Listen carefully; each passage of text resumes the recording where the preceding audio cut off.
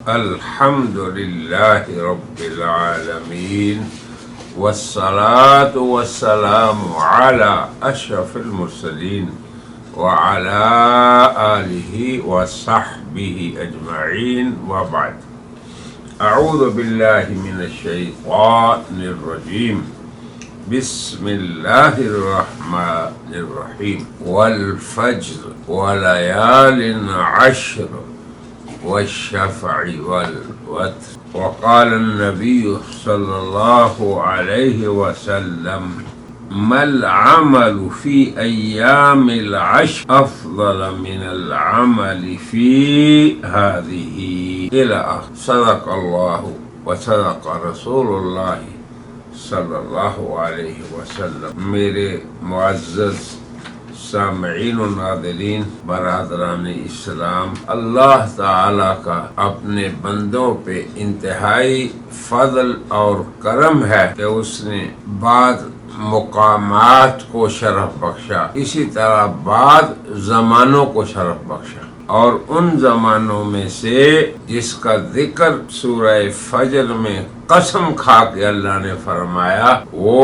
ذوالحجہ کے پہلے، قربانی والے مہینے کے پہلے 10 ایام ہے. اب غور کیجئے کہ رحمت عامہ ہے زمانے کی فضیلت اور رحمت خاصہ ہے مکان کی فضیلت. میں آپ سے حرم مکی سے خطاب کر رہا ہوں. یہ حرم محترم اللہ کے ہاں ایک مقدس مقام ہے کہ ایک نماز 1,00,000 کے برابر. اب اس سے بھی عمومی رحمت یہ ہے کہ اللہ زمانے کو فضیلت دے، جیسے کہ ماہ رمضان، اس کا چاند پوری دنیا پہ چڑھتا ہے، مشرق بعید ہو یا مغرب بعید، یا شمال اس دنیا کا بعید ہو یا جنوب، ہر جگہ ہر ماہ کا چاند نکلے گا. تو جب چاند نکلے گا تو جو فضائل اس مہینے کے ساتھ مختص ہیں وہ ساری دنیا کے مسلمان اس سے فیضیاب ہو سکتے. اور اس امر میں بہت سستی کی جاتی ہے ہماری طرف، اور وہ یہ کہ جب ذوالحجہ کا مہینہ شروع ہوتا ہے تو جو لوگ قاصدین حرم ہوتے ہیں، یعنی حجاج کرام، معتمرین اور زائرین، انہیں تو اہتمام ہوتا ہے، مگر جو لوگ اپنے ہاں مقیم ہیں وہ شعور میں نہیں کچھ ان کو ہوتا اور یہ 10 ایام گزر جاتے ہیں. تو میری آج کی مجلس سے غرض یہ ہے کہ ہم ان ایام اور راتوں کو جن کی قسم اللہ نے کھائی، یہ کہہ کر والفجر ولیال عشر، اللہ فرماتے ہیں کہ فجر کی قسم اور 10 راتوں کی قسم اور طاق اور جفت اور طاق کی قسم. تو یہ بات کسی بھی زمانے یا مکان کے لیے کافی باعث شرف ہے کہ خدائے ذوالجلال اس کی قسم کھائیں. تو اب ان ایام کی فضیلت کو آپ نے اپنے ذہن میں ثبت کر لینا ہے اور اپنے اپنے ملکوں، شہروں، دیہاتوں، گاؤں، بستیوں اور گھروں میں اس کا استحضار کرنا ہے اور یاد رکھنا ہے کہ یہ ایام وہ ہیں کہ ہمارے رب تعالی نے اس کی قسم کھائی ہے. اب ان ایام کے اندر عمل صالح کی طرف وہ حدیث اشارہ کر رہی ہیں جس کا ذکر میں نے کیا.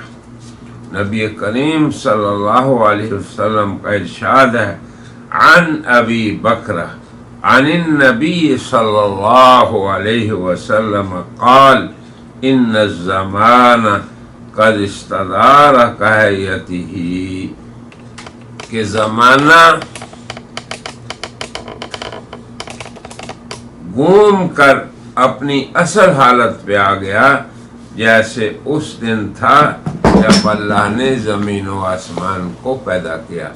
کیونکہ جاہلیت کے لوگ مہینوں کو آگے پیچھے کر دیتے تھے اور ان کے اوقات میں وہ حج ہو یا دیگر عبادات تو آگے پیچھے ہو جاتے تھے. مگر حضور نے فرمایا کہ زمانہ اپنی اصل حالت میں آ گیا، جیسے اس دن تھا جب اللہ نے زمین و آسمان کو پیدا کیا۔ پھر آگے فرمایا کہ السنۃ 12 شہرا منها 4 حرم، کہ سال 10 مہینوں کا ہے جن میں سے 4 حرمت والے ہیں، 3 متوالیات، 3 اکٹھے ہیں۔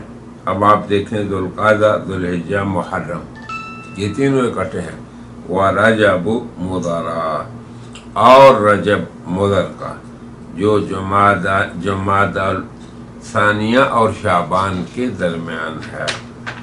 اب ایک تو یہ حدیث سنیے کہ حضور اکرم صلی اللہ علیہ وسلم کو اللہ نے یہ فضیلت دی کہ زمانہ اپنی اصل حیات میں آ گیا۔ اب حج ہی کے مہینے میں، اور محرم ہی میں، اور رجب ہی میں، تو اب ذوالحجہ میں۔ اب اس مہینے کے اندر اللہ نے جو شروع کے 10 دن رکھے ہیں ان کے بارے میں نبی کریم صلی اللہ علیہ وسلم کا ارشاد ہے، مَل عَمَلُ فِي أَيَّامِ الْعَشْرِ افضل من العمل فی هذه، کہ بندہ مومن کا عمل صالح جتنا ان ایام میں افضل ہے وہ اور کسی مہینے یا کسی دن میں افضل نہیں۔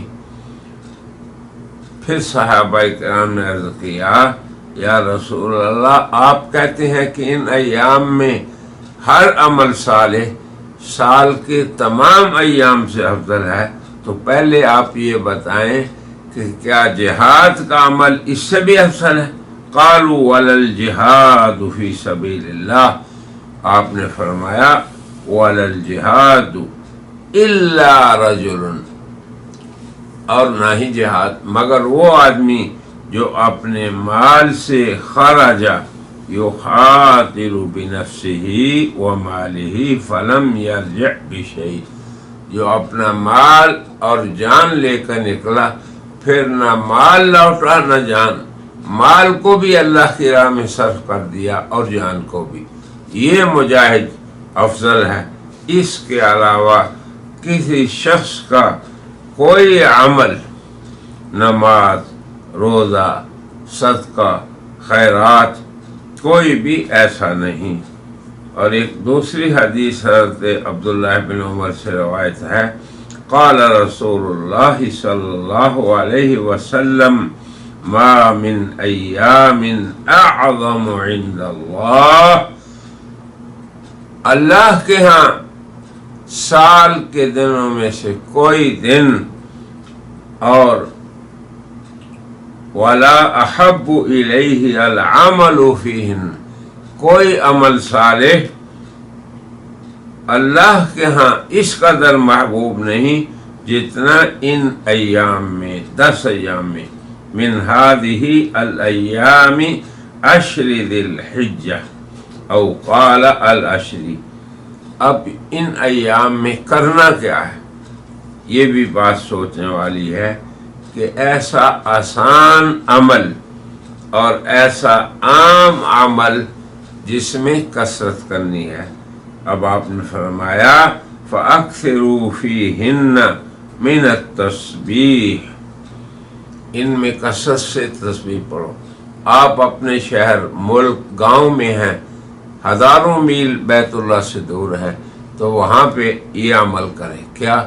اکثروا من التسبیح، اللہ کی تنزیہ بیان کریں، کہیں سبحان اللہ العظیم، سبحان اللہ وبحمدہ، سبحان اللہ العظیم، یہ ہے تسبیح۔